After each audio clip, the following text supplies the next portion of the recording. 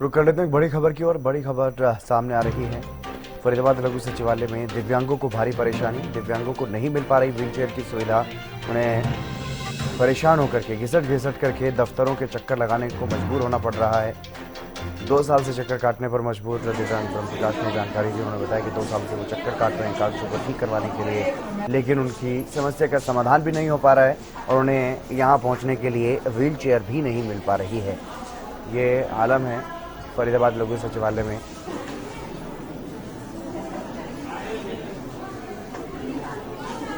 ब्रह्म प्रकाश किस लिए आए हैं आप?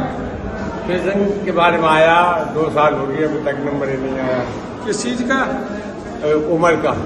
अच्छा, गड़बड़ कर रखी है इन्होंने। हाँ, अभी बहुत ज्यादा गड़बड़ है। 2 साल हो गए मेरे को। पैरों में क्या हुआ है?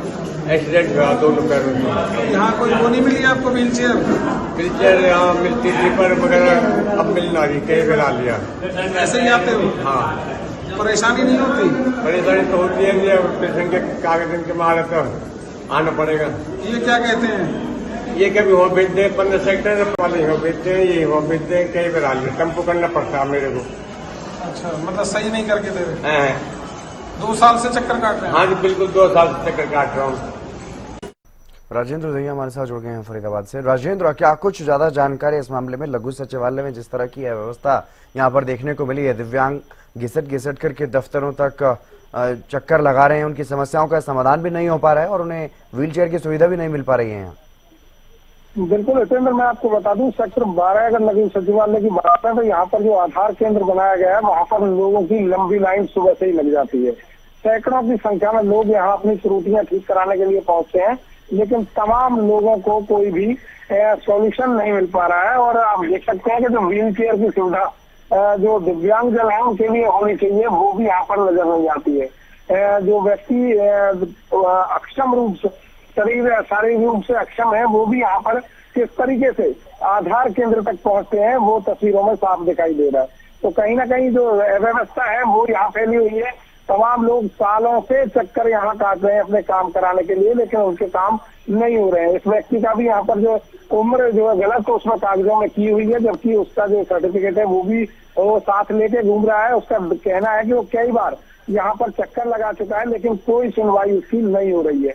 और कहीं ना कहीं जो सुविधा यहाँ पर देनी चाहिए लोगों के लिए जो शारीरिक रूप से अक्षम है, उनके लिए व्हील चेयर की सुविधा यहाँ पहले थी, लेकिन अब यहाँ पर कोई सुविधा उनके लिए नहीं है और वो यहाँ पर परेशान होते हुए नजर आते हैं, चाहे बुजुर्ग हो या फिर वो शारीरिक रूप से अक्षम लोग हों। तमाम लोग यहाँ पर परेशान नजर आते हैं और फिर आगे लंबी लाइन है, तो कहीं ना कहीं उनके लिए परेशानी जो है बनी हुई है। जी, और जिम्मेदार प्रशासनिक अधिकारियों का क्या कुछ कहना है इस पूरे मामले को लेकर के? राजेंद्र, देखिए, साफ तौर पर प्रशासनिक अधिकारी इस पर कोई भी जवाब देने के लिए तैयार नहीं है, क्योंकि व्यवस्थाएं यहाँ पर फैली हुई हैं और लगातार उनके भी नोटिस में ये बातें हैं। मुख्यमंत्री नायब सिंह सैनी ने समाधान शिविर लगाकर इन तमाम समस्याओं का समाधान करने के आदेश भी दिए थे, लेकिन लोगों की भीड़ जो है वो कम होने का नाम नहीं ले रही है। लगातार लोगों की भीड़ यहाँ पर जमा है और आए दिन सुबह करीब 6 बजे से यहाँ पर लाइनें लगनी शुरू हो जाती हैं। और अब जो है टोकन सिस्टम भी बना दिया गया, लेकिन उसके बावजूद भी तमाम लोग जो है यहाँ पर परेशान होते हुए नजर आते हैं। जी चलिए, बहुत शुक्रिया तमाम जानकारी देने के लिए।